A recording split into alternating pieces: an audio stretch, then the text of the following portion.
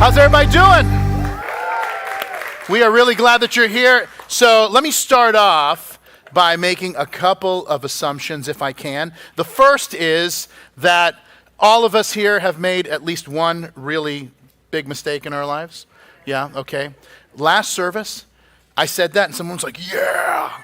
And I was like, I don't think you understand the nature of that question. So anyway, but we love them all the less. And then, so everyone has made at least one big mistake in their life. And then the second is, if you knew then what you knew now, that you would have decided differently. I think all of us agree with that. Now, before we get into this, I want to tell you one of my mistakes. It is, if you've been around Calvary for a long time, you've probably heard this before. But so this, my friends, it's called a laser disc. And now this was, you're like, I've heard of those. Is that like a Betamax? So a laser disc is, this is how, in the early 90s, this was popular for, I don't know, like a year. But I got swept up in it. And this was like the best place to watch movies and whatever. And so anyway, by the way, this is the worst possible way to watch a movie. VHS is way better than this. So here's what would happen is that first of all, you buy a laser disc and then you pull out this little compact little number right here. Like just you take this little thing anywhere, right? So you would put the laser disc in, boom, now it starts. And then you start watching your movie. Wow, this is awesome. Everything's good. Lights are out. You're with all your favorite people, with all your favorite snacks. 30 minutes into it, the movie stops. And a turtle appears. And the turtle is on its shell. And he's like, hey, you've got to flip me over. So then get up, turn the lights on, and then you would take the laser disc out, flip it over, put it back in, and then you're like, okay, finally, all right, let's get to this. 30 minutes later, movie stops. Turtle. Again, turtle says, you got to put in the other disc. So now it's like, turn all the lights on. Now I got to find the sleeve to this thing. And anyway, what a disaster in watching a movie. So anyway, the day that I went to buy my Laserdisc player, I took a friend of mine with me. And because of my powers of persuasion, I talked my friend into buying one also. He had no desire to buy anything that day, but I was able to talk him into. 30 years later, he still hasn't forgiven me, by the way. And now, so we decide that we're going to go to BrandsMart. First of all the bad decisions this day, the first bad decision was going to BrandsMart because that place is a nightmare. Every time I would go there as like in my early adulthood, I always felt like I was committing some kind of crime. That's what buying anything at BrandsMart feels like. And so, you go there, and the guy's like, like, hey, I'd like to buy. You want to buy this thing? Here's what I'm going to do. I'm going to write this down on a piece of paper. You're going to give it to my friend, the cashier. You're going to give them some money. Then I want you to go around to the docks around back. They're going to give you a package. You're not going to speak any. I don't know why I made this guy Sicilian, but here we are. I loved you, Fredo. You are my brother. And so anyway, so the first Godfather reference of the afternoon. And so anyway, but we've got the guy's giving us the piece of paper so they can pull it up in the system so that we can pay for it. And right in line, my friend says, Bob, are you sure we should do this? And I'm like, yeah, dude. Why? And he's like, because I read recently that they're going to come out with movies on discs the size of CDs, which he was speaking of the DVD, and of course later perfected in what's referred to as the Blu-ray.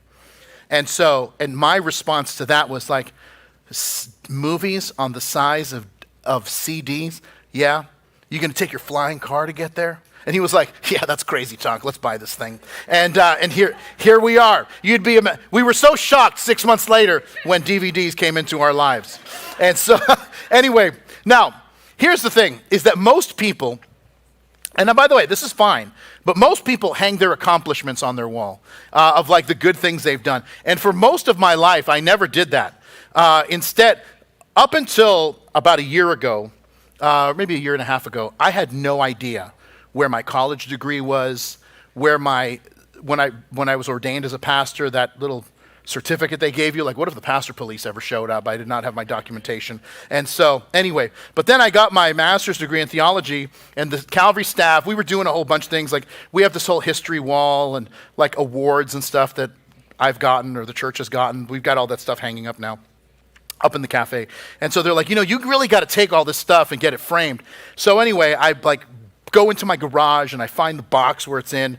The master's degree I did want to frame that because I was the valedictorian, so they gave me this cool medal that looked like the medal that Princess Leia gives to Luke Skywalker and Han Solo at the end of Star Wars. And I'm like, look, if it's good enough for Han Solo, it's good enough for me. And so anyway, but it's weird. Most of my accomplishments have been in a box in a garage, but I have kept this Laserdisc within 5 feet of my desk for the last 20 years. And because what I don't need, for the most part, I don't need to know what I've done well in life, but I keep this near me to remind me of what happens when I'm unwise. I end up doing stupid things like this. And so now I'm telling you this because there's an expression that experience is a wonderful teacher if you can afford the tuition. But there's something even better than learning from your own experiences, and that is learning from the experiences of others. Why? Because you can get the same lesson. You can learn the same lesson without the pain and without the regret of having gone through this. Now, the reason I tell you this is because the text that we're going to cover, chapter 32 of Exodus, it is like watching a car crash in slow motion. It's a total disaster, and it's a total mess that could have been 100% avoided. So the question then becomes, why? Not only why is it there, obviously it happened, but the Apostle Paul in 1 Corinthians chapter 10, he gives us a reason as to why this text is there for us. I'll read it to you, it's in your notes, but he says, now these things became our examples, to the intent that we should not lust after them, or lust after evil things as they also lusted. We should not become idolaters, as some of them were. As it is written, the people sat down to eat and drink and rose up to play. Now, all these things happened to them as examples and were written for our admonition, upon whom the ends of the ages have come. Paul is saying that everything that was written down about this particular scene was written for us, so that we would not fall into the same traps that they fell into. And what we're going to discover as we spend some time together, we're going to see 3 traps that they fall into. And my hope is that if we will identify them, then we don't get caught up in the same mess that they did. So we're going to be in Exodus chapter 32. Believe it or not, we only got 3 messages left until we're done. We're going to start in chapter 32, and here's what we read. It says, now when the people saw that Moses delayed coming down from the mountain, the people gathered together to Aaron and said to him, come, let us make gods that shall go out before us. For as this Moses, the man who brought us up out of the land of Egypt, we don't know what has become of him. And Aaron said to them, break off the golden earrings which are in the ears of your wives, your sons, and your daughters, and bring them to me. So all the people broke off the golden earrings which were in their ears and brought them to Aaron. And he received the gold from their hands, and he fashioned it with an engraving tool and made a molted calf. And then they said, this is your God, O Israel, that brought you out of the land of Egypt.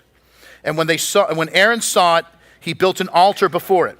And Aaron made a proclamation and said, tomorrow is a feast to the Lord. Then they arose early the next morning, offered burnt offerings, and brought peace offerings. And the people sat down to eat and drink and rose up to play. That passage that Paul recorded. Anyway, pause there if you would and give me your attention. 3 traps we're going to look at. Here's trap number 1, is trying to make God in my own image. Now, there's a misconception about this passage that I want to talk about, because sometimes people will read this passage and say, look, they're trying to make a different God and they've walked away from God. That's not exactly what's happening. What's happening in this passage is because Moses is absent, he's gone up to Mount Sinai to meet with God. God, as a matter of how he wants to be worshiped, he is a God that does not want any physical representation. Now, they go to Aaron and ask, will you make us an idol that will represent the God who has delivered us from Egypt? That's what's happening. So they make this golden calf. Now, if you've been with us through our series in the book of Exodus, then you'll know that one of the things that we did when we were going through the 10 plagues is that we talked about how these were not 10 plagues at random, but instead these 10 plagues were very specific, referring to judgments on the 10 major gods of the Egyptians. And so the fifth judgment, the fifth plague, was the death of the livestock, which was a judgment on the god of power, fertility, and rebirth. He was in the form of a bull, and he's called the Apis bull. In fact, here's a picture of him. So this is the Apis bull being worshipped by an Egyptian. And so this little statue that was found archaeologically is actually, you can see this in person if you want. If you go to the British Museum, that's where it is.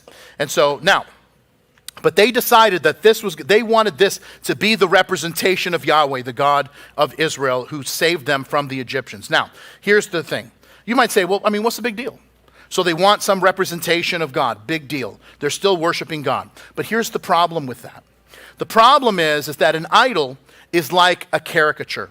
Now, what does a caricature do? A caricature over-accentuates certain features and under-accentuates other features. I've never had a caricature done because I'm horrified of what they might do.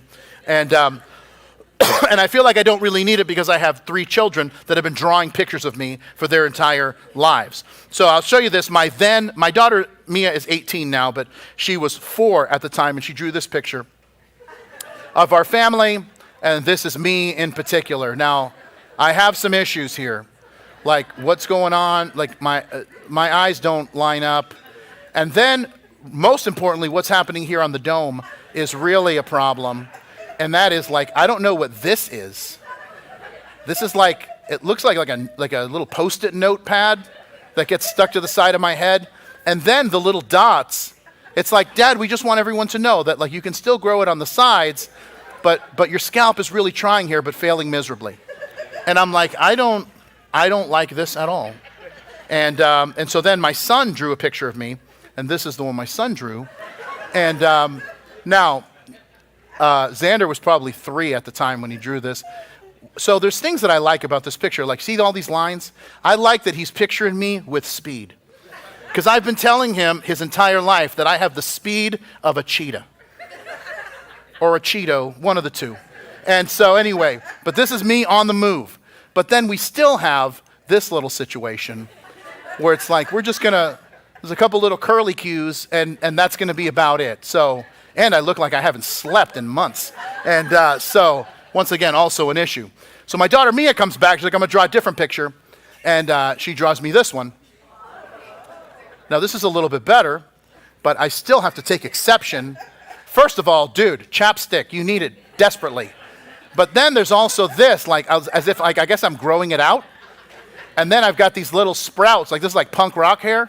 And so this is an issue. But then the more I looked at this, I'm like, this isn't even a picture of me. Look who this is a picture of. This is a picture of Matt Smith when Matt Smith was the doctor on Doctor Who. And I'm like, she just thought, well, I'll just draw him as the doctor.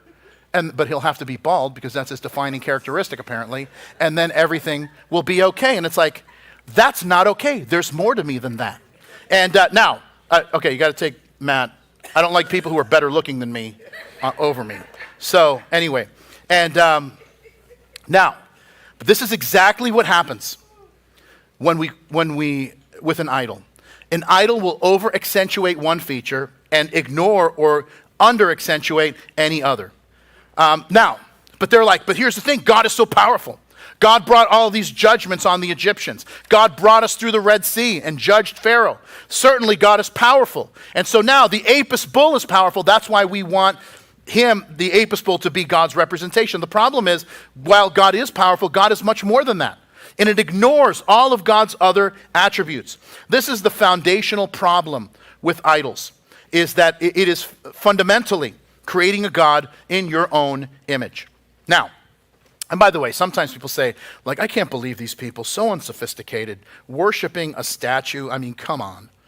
But you know, they would look at us, which, by the way, this is still alive and well in the world, but they would look at us, because remember, an idol isn't just a statue. An idol is anything that we put in the place of God, or anything that we make ultimate in our lives. You see, they would look on at us and they say, how do you worship your job? Like, that doesn't even make any sense. You worship a hobby? How does that even make sense? That's the thing that you put as the most important thing in your life? They would have the same issues with us, just in a different way. But one of the ways you know you've created God in your own image, or the image that we want him, is that he never disagrees with you. Isn't that an interesting thing? Like the God that we create in our own mind loves everyone that we love, hates everyone that we hate. And by the way, that's a pretty good indicator that you just might be worshiping a bigger version of yourself. And then we kind of justify, because, God understands. He's on our team. He doesn't understand what those guys do, but he definitely understands what we do. And listen, the problem with creating a picture of who you think God is, rather than what the Bible says God is that you might be thinking of a picture or trying to interact with a God that is not real. The God that we create in our minds is not beholden to us. Now let me explain what I mean by that. Because sometimes we have this image and the image isn't reality. When my wife and I were first married, now we were married in 1997, and in 1998 we took our first vacation as a couple, and we decided to go to Orlando. Now, this is 1998, okay, where America Online still ruled the online world, so just to kind of give you an idea. So, this was around this time, it was when hotels first started putting rates online and you could book rooms. The problem is that because the internet was so slow, you couldn't really download any pictures. So they would show like a picture of the front of the hotel, and then you just had to kind of hope that what you were getting was what you wanted. And so now, the other thing you need to know before I tell you this story is that in 1998, Howard Johnson was a somewhat reputable brand. And now, I don't know if Howard Johnson is still in business anymore. If they are, probably not for long. But anyway, at this time, they were still like, man, a Hojo, as it was called back then. Howard Johnson was still a good brand. So anyway, I booked the hotel at this Howard Johnson for $29 a night. And I'm like, dude, how could they make it so cheap? I mean, we're going to win so big. A friend of mine had just booked a hotel online, and he comes back and it was so awesome. So I'm like, oh, I can do that. So I booked the room, and now, what other information did I need? I had the address, and so we drive up to the hotel in Orlando, and it was in a part of Orlando that I didn't even know existed. And this must be like where all the Disney villains get moved to after, because this was a rough scene. And it was the worst place I've ever stayed. And that includes other countries to which I've gone on mission trips. This is bad. And so there was a hole in the wall. So I could still, if you gave me a pen and a piece of paper, I could outline the schematic of this room. I have it burned in my mind. But we walked into the room, and all the way at the end, there's the sink, there's a mirror, and then under where the counter there's this hole in the wall. And right, like on the floor, there's this hole. Have you ever watched the old Tom and Jerry cartoons, like where the rats are going in and out? It's like that. So my wife is so mortified and it wasn't clean like in Tom and Jerry. Like it looks like it had like eaten, like something had eaten its way to make the opening.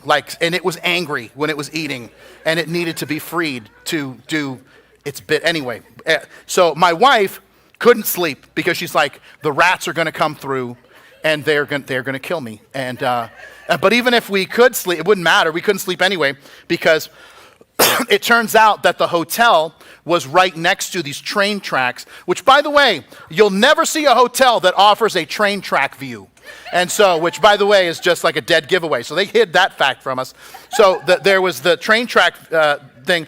Every 15 minutes, the entire night, trains were coming through. There was no way to sleep. The entire building was shaking as the train tracks were coming through. So the second night that we're there, it's like, I don't know, 11 o'clock. So we had been out. We get back to the room, and we realized, like, why is everything so dark? Well, a car had hit a transformer on the corner and had blown out the power for several blocks.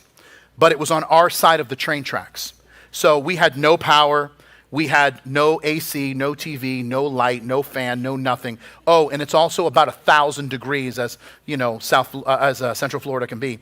And so anyway, so then, like, we didn't know so we had the door open, because, you know, it was one of these hotels, like the door opens and it's like, you know, you're out in the world. And so we open it up to try to get somewhat of a breeze, but we can't sleep because, you know, like, once again, the aforementioned Disney villains are going to come in and murder us. Them coupled with the rats, who knows? So it is the absolute worst. And then, but we hear all this music and like laughing, and we go out and we look, and there's a hotel on the other side of the tracks, and they have full power, and they are living life to the fullest.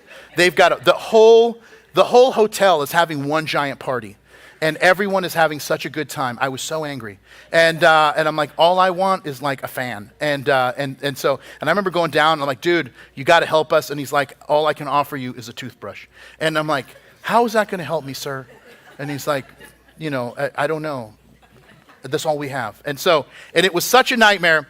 And by the way, to this day, every time that we go somewhere, and I'm like, here, we'll go. Like, do you like the hotel? And she's like, it's better than the Hojo. And so that's become our standard low of everything. But let me tell you what happens. Some of us, if we're not careful, we will create like a Howard Johnson version of God in our minds, where it's like, no, God has to be a certain way and act a certain way and respond a certain way in a certain time frame.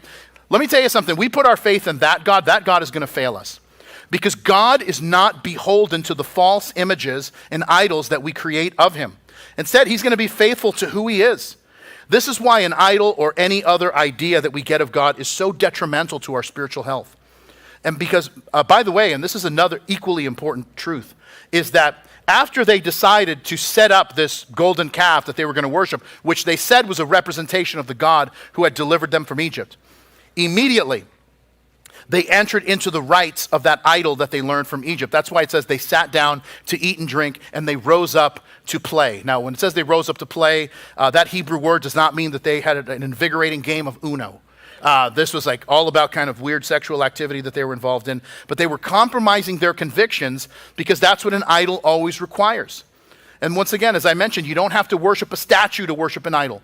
An idol is anything that we make the ultimate thing in our lives. And the problem is that idols demand everything, but never deliver on the promises. And then there's consequences, which is what we see next. So check out verse 7. I want to read this whole section, and then we'll comment on it. It says, and the Lord said to Moses, go, get down, for your people, whom you have brought out of the land of Egypt, have corrupted themselves. They have turned aside quickly out of the way which I commanded them.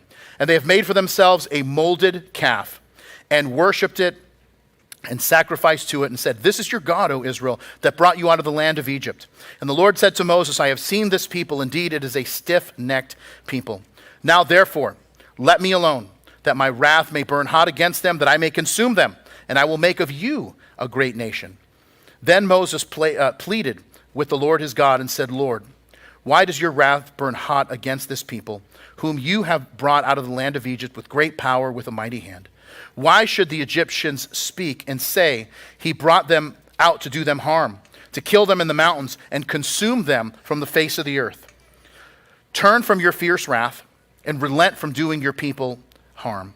Remember Abraham, Isaac, and Israel, your servants, to whom you swore by your own self and said to them, I will multiply your descendants as the stars of heaven. And all this land I have spoken I will give to your descendants, and you shall inherit it forever. So the Lord relented from the harm that he said he would do to his people. And then Moses turned and went down from the mountain, and the 2 tablets of stone were in his hand. And the tablets were written on both sides. And on one side, and then on the other, they were written. Now the tablets were the work of God, and the writing was the writing of God engraved on the tablets. When Joshua heard the sound of the people as they shouted, he said to Moses, there's noise of war in the camp. But he said, it's not the shout of victory, nor is it the noise of the cry of defeat, but it's the sound of singing I hear. And as soon as they came near the camp, he saw the calf and the dancing. So Moses' anger became hot, and he cast the tables out of his hand, and he broke them at the foot of the mountain. And then he took the calf which they had made, burned it in the fire, ground it to powder, scattered it on the water, and made the children of Israel drink it. Okay. And now Moses said to Aaron, what did this people do to you, that you have brought such a great sin upon them? If you pause there, we'll hang it on the question, and then we'll answer it in a moment. Trap number 2, if you're a note taker, and that is believing God is absent when I don't see him working. Second trap. Now, a couple things that you have to understand this passage. God is well within his right to wipe these people out. Why? Because they have broken the covenant. One of the things that we have talked about in our study through the book of Exodus was we've talked about ancient covenants and the way ancient covenants work. This particular covenant is called the suzerain vassal covenant. Now, the way the suzerain vassal covenant works is that there is a greater party that sets the terms and conditions of the covenant. And then the lesser party decides whether they want to agree to those terms and conditions. So God says to the people, I brought you out of Egypt. If you will be my people, here are my commands. And if you do them, I will bless you. And if you don't do them, there will be consequences. Now, the children of Israel could have said, hey, we appreciate you getting us out, but no thanks. But instead, they said, we agree to those terms. In fact, they said, all that the Lord has spoken, we will do. So, the wild part of this whole situation is that, and I know it's different because we've been kind of taking Exodus at a slow pace. And you think like, wow, they got the commands at Mount Sinai months ago. They got the commandments at Mount Sinai like 2 weeks ago. And they've already broken them. And this is what creates such a problem. Is that they are just starting out and they've already broken the commands. So when God, and this is one of the keys to understand it, because when we read this text, it almost seems like, wow, it's like Moses is talking God off the ledge. Like God's like, I'm going to wipe these people out, and then Moses comes in as like the voice of reason. Yeah, that's not exactly the case, but the problem is that sometimes when we describe God or the work of God, we're using what are called anthropomorphisms. Now, you want to write that down, you want to impress your friends at lunch, you're like, I've been thinking about anthropomorphisms as of late. What is an anthropomorphism? An anthropomorphism is when we give human characteristics to the person or actions of God. Sometimes that's very helpful. My favorite verse in the Old Testament is 2 Chronicles chapter 16, verse 9. For the eyes of the Lord run to and fro throughout the whole earth to show himself strong on behalf of those whose hearts are loyal to him. Now, God is spirit. Jesus taught us that in John chapter 4. But this anthropomorphism, talking about the eyes of God, teaches us that God is watching. He's looking for people who are loyal to him that he might work on their behalf. So God tells Moses that it's well within his right to wipe these people out. They've broken the covenant. Why is he telling Moses this? He's not doing it. He's just saying, I should just wipe these people out. Because he's trying to draw something out of Moses. He's trying to pull out the pastor's heart that they are God's people and they've been redeemed by the Lord for a great purpose. And here's the point. Because Moses is the one who's going to have to come down the mountain and deal with this. And so he wants Moses to say the words. He wants Moses to say the words of, you don't want to wipe these people out, because remember, what are the Egyptians going to think? That you brought them out just to kill them? And of course, what about Abraham, Isaac, and Jacob? You gave them promises, and of course, you don't want to nullify the promises that you made, so you don't want to do that. You don't want to wipe these people out. He's saying that because the second Moses comes down the mountain, he gets as mad as God was. Except God has made him say the words, so that he remembers how to deal with these people. So he comes down the mountain and he has the tablets of stone that are written with the finger of God. He smashes them at the base of the mountain, kind of symbolic of the fact that the people had already broken the commandments of God. And the last part is always, to me, it's hilarious. It's hilarious because I wasn't there. If I was there, I wouldn't like it, but I wasn't there, so I think it's hilarious. Now, this golden calf was not solid gold. Probably it was made of wood and then covered in gold. So it says that Moses takes the calf, he burns it in a fire, it becomes ash. He takes the ash and this melted flakes of gold, puts them all in water, and then makes the people drink it. It is literally the world's first powdered energy drink. One flavor, golden calf. Is it caffeinated? No, it's decaf. And so, that was good. That's really good. I'm very proud of that joke. And thank you. I appreciate that. That'll be in my joke book that comes out next year. Now, how did they get into that mess? They got into that mess because of a specific thing. Because they didn't see God working, they assumed that God wasn't working. When in actuality, all that God has been doing this entire time is working.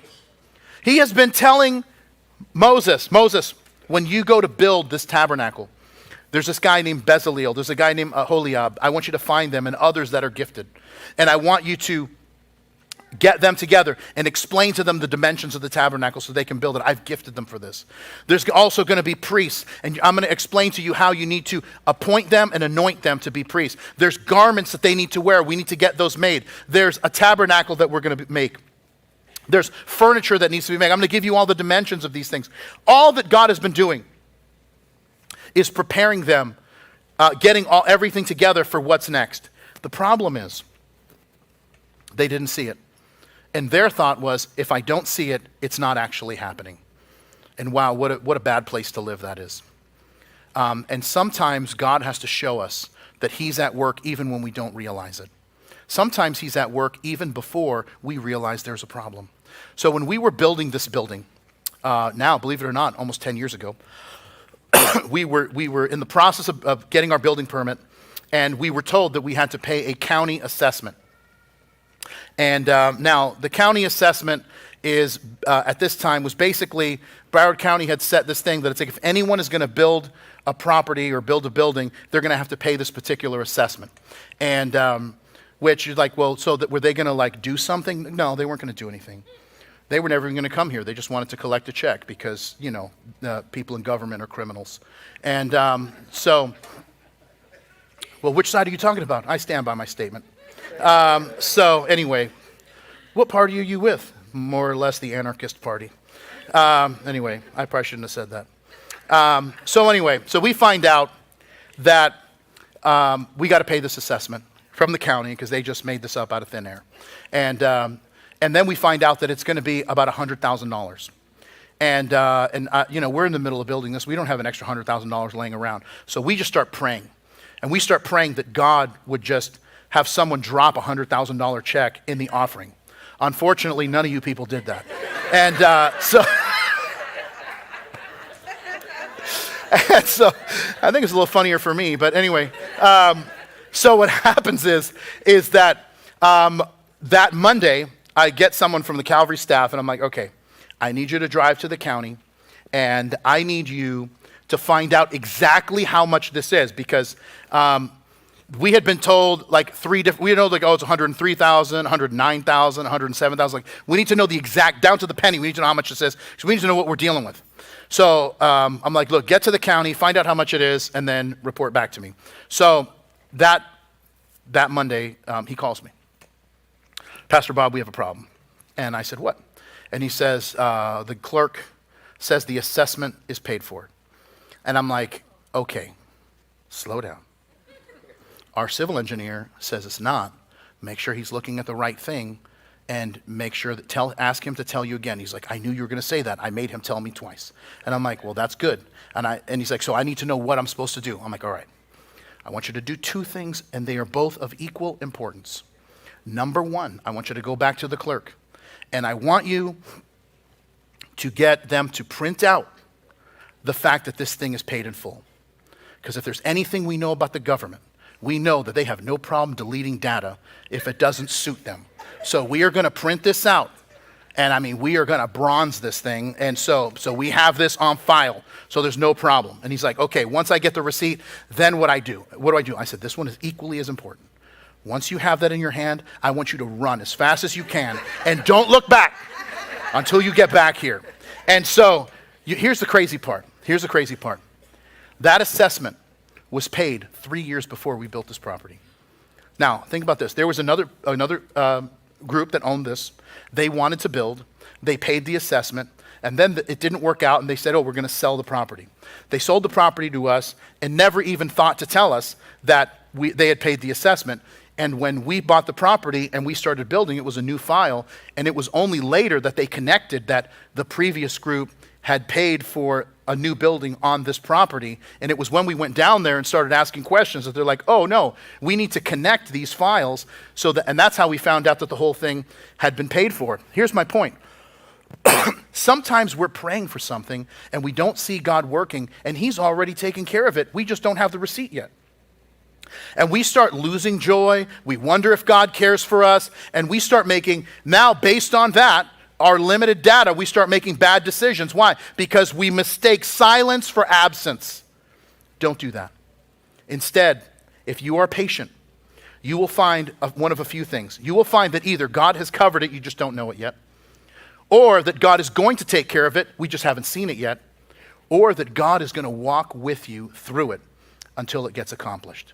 But listen, don't make the mistake that somehow silence equals absence. It doesn't. So I left you on a cliffhanger, and that is that Moses says to Aaron, like, how in the world did you allow this to happen? Well, this has got to be one of the funniest exchanges in all the Bible, and if you have kids, you have had this conversation yourself. So look what happens in verse 22. So it's like, how could you have brought this great sin on the people? So Aaron said, don't let the anger of my Lord become hot. You know the people, that they're set on evil. For they said to me, make us gods that shall go before us. For as this Moses, the man who brought us out of the land of Egypt, we don't know what's become of him. And so I said, well, whoever has any gold, let them break it off. So they gave it to me. I cast it into the fire, and this calf came out. Like, is that what really went down? I didn't know that. And it's like, it's almost like, I don't know, I'm probably wrong, but I feel like there's this other thing, like maybe another verse that is implied. It's like, at that time, Moses realized he was dealing with a moron. And it says this in verse 25. It says, so Moses saw that the people were unrestrained, for Aaron had not restrained them to the shame among their enemies. And then Moses stood at the entrance of the camp and said, whoever is on the Lord's side, come to me. And all the sons of Levi gathered together to him. And he said to them, thus says the Lord God of Israel, let every man put his sword on his side and go in and out from the entrance to entrance throughout the camp, and let every man kill his brother, and every man his companion, and every man his neighbor. So the sons of Levi did according to the word of Moses, and about 3,000 men of the people fell that day. Then Moses said, consecrate yourselves today to the Lord, that he may bestow on you a blessing this day, for every man has opposed his son and his brother. Now it came to pass on the next day that Moses said to the people, you have committed a great sin.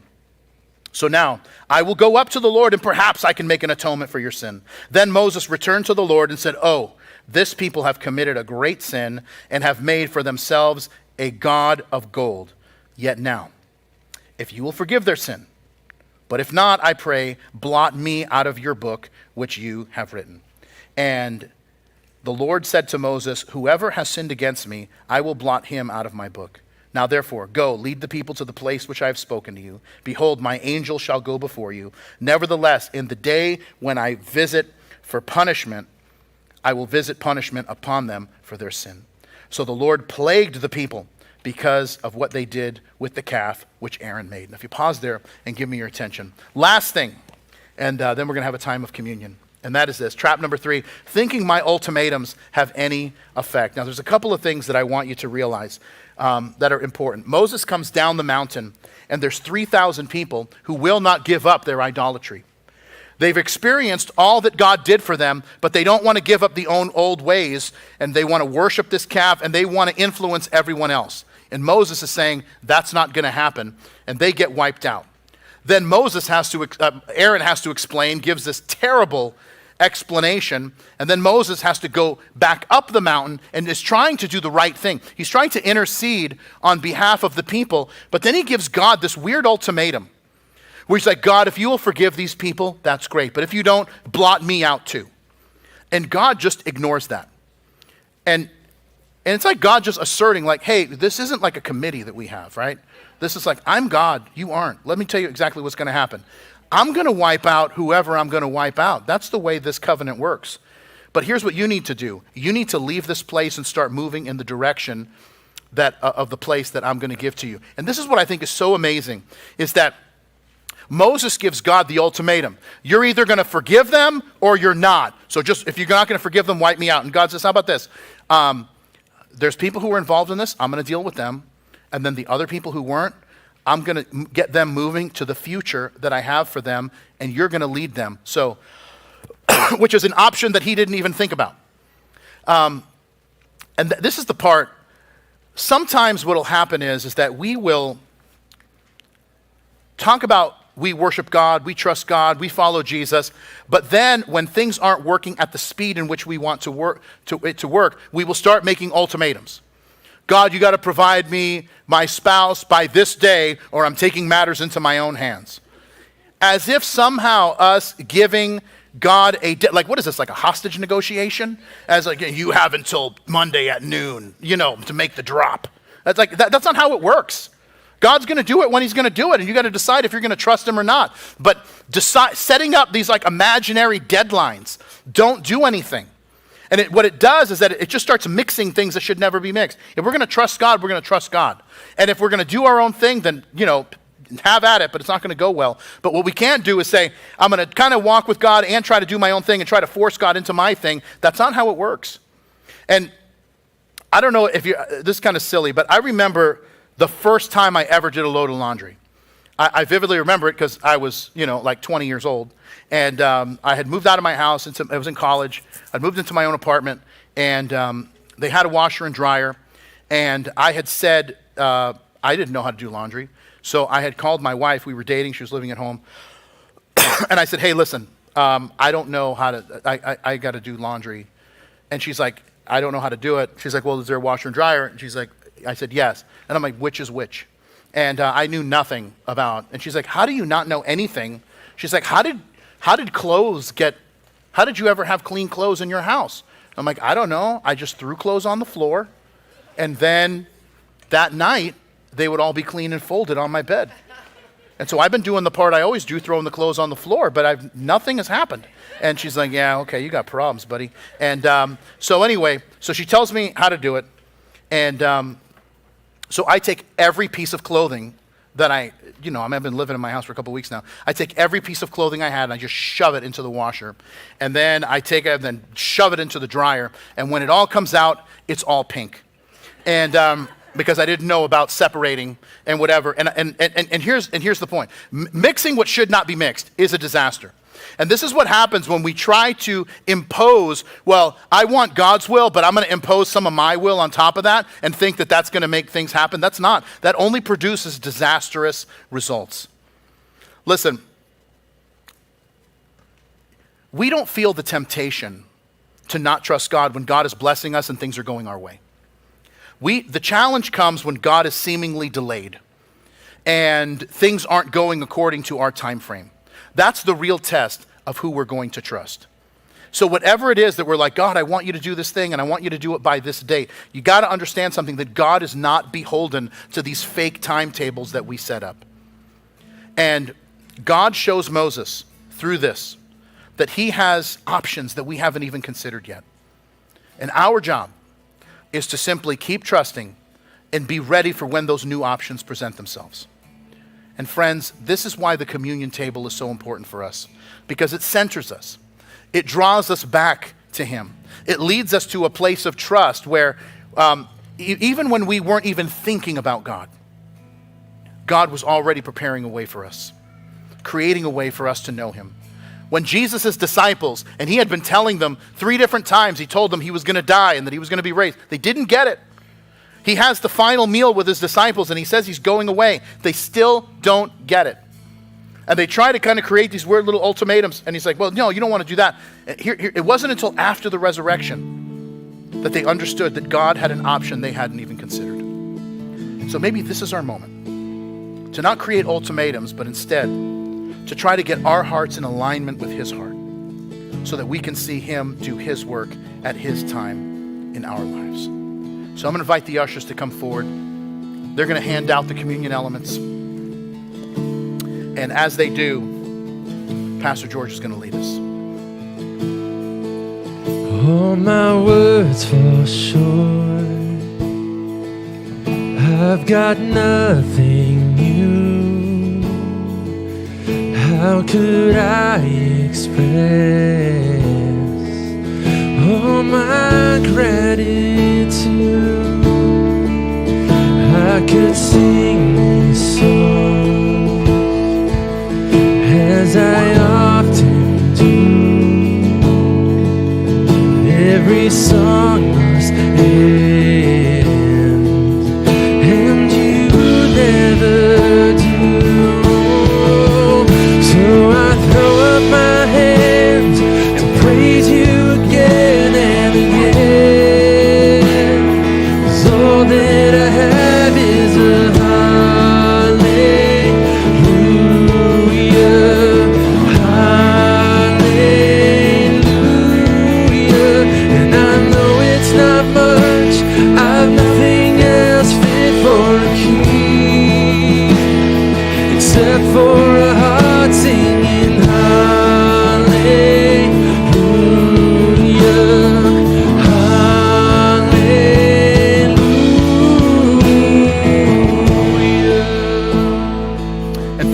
Corinthians 11, Paul writes and says, "For I received from the Lord that which I also delivered to you. That the Lord Jesus, on the same night in which he was betrayed, took bread. And when he had given thanks, he broke it and said, 'Take, eat. This is my body, which is broken for you. Do this in remembrance of me.'" Let's partake of the bread together. In the same manner, he took the cup after supper, saying, "This cup is the new covenant in my blood. This do as often as you drink it in remembrance of me." Let's partake of the cup together. And Lord, we want to thank you. We want to thank you that you have a plan, even when we don't see it, even when we can't fathom it, even when we want to try something different. You want to do a work in and through us. So Lord, I just pray that you would help us to be a people who can trust you. Help us to be patient, and help us to remember that you're never going to fail us. And so, Lord, we're looking forward for you to show up in our lives in the various ways that we need you, that you would show up and show yourself strong on our behalf. And we pray it in Jesus' name, and everybody said, amen. Thank you for joining us today. If you made a decision to follow Jesus and begin a relationship with him, congratulations. It's the best decision you're ever going to make. You may be wondering, so what happens now? Where do I go from here? Just text BEGIN to 62488 and we'll be able to send you this free gift. It's a book called Begin, written by Pastor Bob, and it's going to help you take those first steps on your new journey of faith. So remember, to stay up to date with everything happening at Calvary, follow @MyCalvary on Instagram and Facebook. Until next week, we love you, we're praying for you. God bless you.